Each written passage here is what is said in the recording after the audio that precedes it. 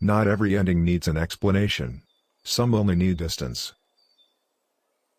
Closure feels comforting. It promises relief, understanding, and emotional finality. But Stoicism sees a hidden danger in this pursuit. When you chase closure, you place your peace in someone else's hands, waiting for words that may never come. From a Stoic perspective, closure is not something others give you. It is a decision you make. Epictetus taught that suffering continues when we demand control over what lies outside us. Another person's explanation, apology, or acknowledgement is not yours to command. Psychologically, the need for closure is often an attempt to reduce uncertainty. The mind believes that if it understands why, the pain will stop. But understanding does not always heal. In many cases, it reopens wounds by keeping attention anchored to the past. Notice the pattern. You replay conversations. You imagine better endings. You wait for a message that will make everything make sense.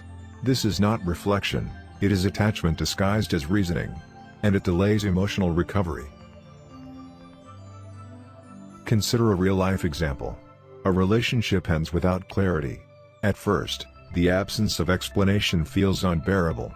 Over time, however, you notice that peace returns not when answers arrive, but when attention shifts back to your own life.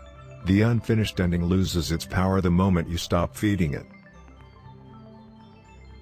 Marcus Aurelius reminded himself to let go of what no longer served virtue. A Stoic understands that some chapters close quietly. No speech. No apology. No resolution. And that is enough. Here is the actionable practice. Write down one unanswered question you are holding on to. Then write beneath it, "I release my need to know in order to move forward." Read it daily for a week. This trains the mind to detach from explanatory addiction. Walking away without closure is not weakness. It is discipline. A Stoic does not linger where clarity is denied. They choose peace over completion, and freedom over unfinished conversations.